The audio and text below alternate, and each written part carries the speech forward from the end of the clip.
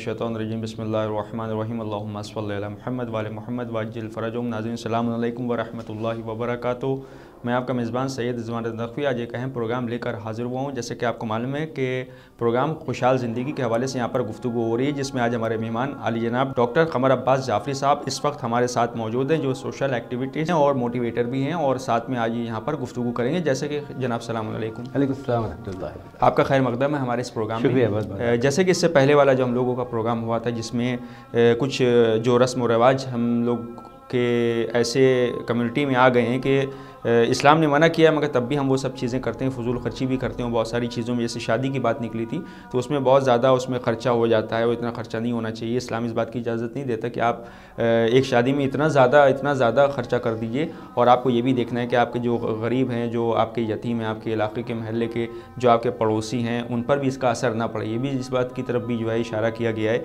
कि इतनी ज़्यादा दौलत आप ना खर्चा करें कि जो एक गरीब है वो उसके दिल में ये फीलिंग पैदा हो जाए कि मैं तो इतना गरीब हूँ।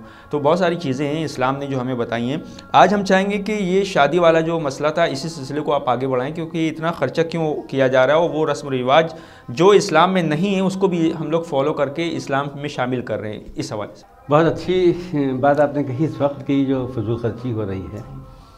देखिए, मैंने उलमा इकराम से सुना है कि उलमा फरमाते हैं कि बाद मुद्दत के अगर आप घर अपने वापस जाइए तो बच्चों के लिए कुछ तोहफ़ा लेके जाइए, भले वो फ्रूट्स हों, फल वगैरह हों, लेकिन इतना याद रखें कि वो तोहफ़ा जो आप बच्चों के लिए लेके जा रहे हैं, पड़ोसियों के लिए भी उसका ख्याल रखें। और अगर नहीं ला पाए हैं तो अपने बच्चों से ये कह दीजिए कि उन फलों के छिलकों को अपने घर के बाहर न डालें। अल्लाहु अकबर। हो सकता है कोई यतीम, गरीब, नादार बच्चा ऐसा देख ले, उसके दिल में भी याद देख ले, और वो अपने वालिदैन से ज़िद करे, या जो भी घर में लोग हैं कि मुझे भी ये चाहिए, लेकिन उनकी इस्तिताअत नहीं है, तो उसका दिल दुखेगा। इस्लाम मना करता है। आप सोचिए, जो इस्लाम इतना मना कर रहा हो, इस बात का ख्याल रखता हो कि आपके घरों के बाहर फैले हुए छिलकों की वजह से बच्चों को तकलीफ न होने पाए, उनके वालिदैन को एहसास महरूमी न होने पाए, आप दुकानें लगा के जहेज़ दे रहे हैं, आप इतने बड़े बड़े प्रोग्राम कर रहे हैं जहाँ पर जिसका कोई शरई जवाज़ नहीं है। हाँ, हराम भी नहीं है, लेकिन कहीं ना कहीं से अगर रियाकारी शामिल हो गई है तो चीज़ें हैं। इसका सबसे बड़ा जो नुकसान होता है वो उन गरीब और मुतवस्सित गरीब तबका जो है नीचे के लोगों को होता है, कि जो अपना दिल महसूस के रह जाते हैं कि साहब ये ऐसी शादी अब क्या हो, और रिवाज भी बनता जा रहा है धीरे धीरे करके रिवाज। इसका सबसे बड़ा नुकसान ये हो रहा है कि हर शख्स शादी अपने वक्त पे नहीं कर पाता है। अच्छा। और जब शादी में देरी होती है तो उसके इतने बुरे नतीजे दिखाई पड़ते हैं। मैं आपको बताऊं, मेरे एक दोस्त हैं, डॉक्टर हैं, वो सेक्सोलॉजिस्ट हैं। अच्छा। ऐसे उनसे बातचीत हो रही थी तो उन्होंने कहा मुझसे कि डॉक्टर साहब ऐसी बात हो रही थी मेरी, कौन लोग ज़्यादा आते हैं? तो उन्होंने कहा कि आजकल बुजुर्ग और अधेड़ लोगों से ज़्यादा नौजवान बच्चे मेरे पास आते हैं, जिनके पास ये क़ुव्वत नहीं बची होती है कि वो अज़दवाजी ताल्लुकात को बहाल कर सकें। मतलब हक़ ज़ौजियत अदा करने की ताकत से महरूम हो चुके हैं। क्यों? वक्त पे शादी हुई नहीं, लेकिन जज्बात हैं, एहसासात है, फितरत है, उनका नेचर है, लिहाजा उसको फ़ौल तरीके से, गलत तरीके से वो निकालते हैं, अपने काम चलाते हैं। तो इसमें दो चीज़ें हैं, या तो वो खुद से ही सब कुछ कर रहे हैं, तब भी अपनी सेहत ख़राब कर रहे हैं, अपनी जिस्मानी सेहत, अपनी दिमागी सेहत, और यहाँ तक कि अपनी रूहानी सेहत खराब। कितना बड़ा गुनाह है, कितना बड़ा गुनाह है मुश्तज़नी या इस तरह की चीज़ों का। तो आप फिर इंशाल्लाह कभी किसी उलमा से बात कीजिएगा। बेपनाह गुनाह है। गुनाह के मतलब नुकसान, हमारी रूह भी बेकार हो जाती है, और जहन तो किसी लायक ही नहीं रहता।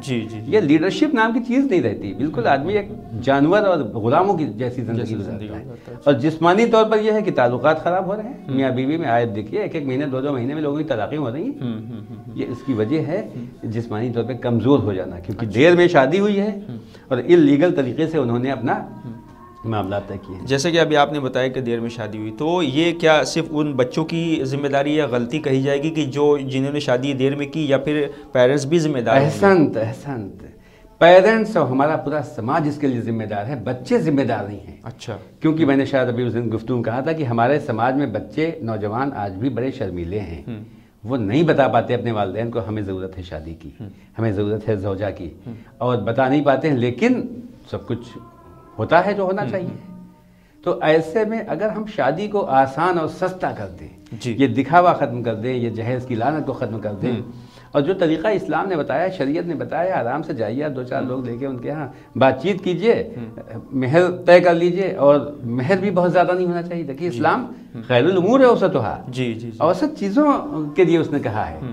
تو لڑکی والوں کی جو تاکید کی ہے کہ اس لڑکی پہ لعنت ہے جس کا مہر بہت زیادہ ہو. اچھا. اور لڑکے والوں کے لیے کہا کہ بھئی اگر تمہاری حیثیت ہے تو کم مہر مت دو، تبھی تم غلط کام کر رہے ہو.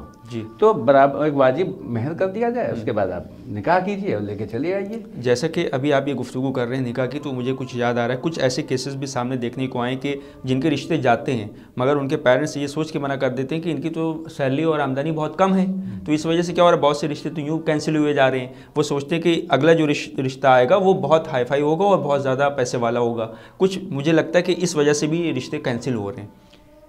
اچھی بات آپ نے کہی ہے. دراصل یہ ایمان کی اور اعتقاد کی کمی کی ہے.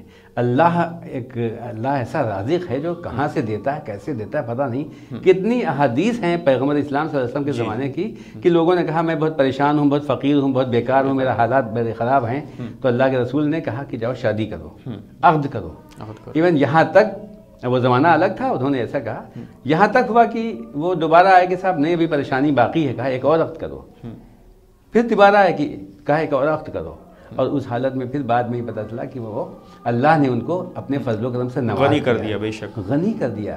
تو یہ بیوی کے نصیب سے بھی تو پیسہ آتا ہے. بے شک بے شک. اور پیسے سے یا ان مادی چیزوں سے انسان خوش نہیں رہتا ہے. میں نے آپ سے ابھی عرض کیا تھا کہ انشاءاللہ ایک ہم لوگ بات چیت کریں گے. یہ خوشی کے جو ہارمونز پیدا ہوتے ہیں کیسے پیدا ہوتے ہیں، اور ان کے لیے پیسے کی ضرورت نہیں ہے، مادی چیزوں کی ضرورت نہیں ہے. تو بہرحال شادی کا مسئلہ یہ کہ دیر میں اگر شادی ہوگی تو بہت نقصانات ہوں گے، ہر صورت سے نقصان ہوں گے. اور سب سے بڑا نقصان یہ ہوتا ہے کہ میاں بیوی کے رشتے خراب ہوتے ہیں. جو لڑائیاں، جو جھگڑے، جو چیزیں دیکھ رہی ہیں، نفسیات ہی بتاتی ہیں، نفسیات جو ہمارے سائیکولوجسٹ ہیں وہ بتاتے ہیں کہ زیادہ تر میاں بیوی میں جھگڑوں کی وجہ مادی چیزیں نہیں ہوتی ہیں، جسمانی کمزوری ہوتی ہے، جس کو نہ تو لڑکی بتا پاتی ہے نہ لڑکا بتا پاتا ہے. جی تو یہ دیر میں شادی کی وجہ سے ہوتا ہے. تو آخری وقت کیونکہ میرے پاس بہت کم ہے، اگلے پروگرام میں ہم اس گفتگو کو انشاءاللہ شامل کریں گے. بس ہم یہ چاہیں گے کہ یہ آخری پیغام یا میسج کے طور پر آپ وہ نوجوان اور یا وہ پیرنٹس جو دیر میں شادیاں کرنے کی کوشش کرتے ہیں اپنے بچوں کی، ان کو کیا دینا چاہیں گے؟ میں تو صاحب ہاتھ جوڑ کے گزارش کروں گا کہ اگر آپ سماج کو اچھا دیکھنا چاہتے ہیں، اپنے بچوں کا اچھا اس میں مستقبل دیکھنا چاہتے ہیں اور بچوں کو خوشحال دیکھنا چاہتے ہیں تو برائے مہربانی شادی وقت پہ کیجیے. یہ میں نہیں کہہ رہا ہوں، اللہ کا حکم ہے، اللہ کے رسول کا حکم ہے، ائمہ طاہرین کی ایک یہ سنت و سیرت ہے. لہٰذا وقت پہ شادی کریں گے آپ دیکھیں کتنی خوشحالی ہوگی اور اللہ اپنی برکتوں سے نوازے. الہی آمین. بے شک الہی آمین. جی تو وقت پہ شادی بہت ضروری ہے. دیر میں شادی کریں گے اور یہ رسومات کی وجہ سے ہے. جی یہ بیجا رسومات جو ہم نے اوپر لاد لی ہیں ان کی وجہ سے ہو رہا ہے. دکھاوا، یہ ریاکاری، یہ دنیا کو خوش کرنے کے لیے جو کچھ کر رہے ہیں، یہ شادی بھی ہمیں اس کی وجہ سے لیٹ ہو رہے ہیں. تو میں تو یہ چاہوں گا کہ آپ وقت پہ شادی کیجئے، آسان شادی کیجئے، شروع کیجئے. کوئی شرم کی بات نہیں، کوئی مت سوچئے کہ لوگ کیا کہیں گے. ہمیشہ یہ سوچئے اللہ کیا کہے گا. اللہ کی رضا دیکھیے، آپ لوگوں کو خوش کرنے کے چکر میں کیوں ہیں. اور ہم لوگ یہی تو کرتے ہیں بھائی، لوگوں کی خوشنودی کے لیے کرتے ہیں کہ زیادہ تیم جھام ہوگا، بہت زیادہ لوگ آئیں گے، بہت بڑے میرج ہال میں شادی ہوگی، ڈھیر سا جہیز ہوگا اور عالیشان گاڑیاں ہوں گی سب، تو لوگ خوش ہوں گے صاحب کہ آپ بہترین آدمی ہیں. یعنی آپ عزت افزائی کے لیے کر رہے ہیں یہ سب.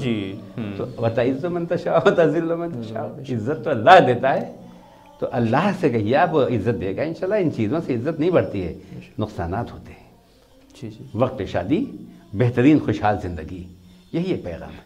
بہت بہت شکریہ ہم سے بات کرنے کے لیے. بہت بہت شکریہ.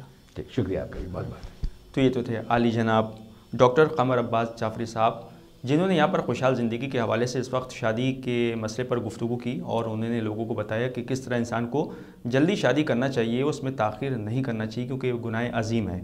اور خدا کا بھی یہی حکم ہے، ہمارے نبی کا بھی یہی حکم ہے، اور سماج کے حساب سے بھی اگر دیکھیں جو آج کل کا ماحول ہے تو اس میں ہمیں جلدی شادی کرنا ہوگی. بہت بہت شکریہ ہم سے بات کرنے کے لیے. بہت بہت شکریہ. شکریہ آپ کا. اب اپنے میزبان سعید رضوان رضا نقوی کو دیے اجازت، اس امید کے ساتھ کہ کل آپ سے پھر ملاقات ہوگی اسی پروگرام میں خوشحال زندگی کے موضوع پر. آپ دیکھتے رہیے حسینی چینل. خدا حافظ.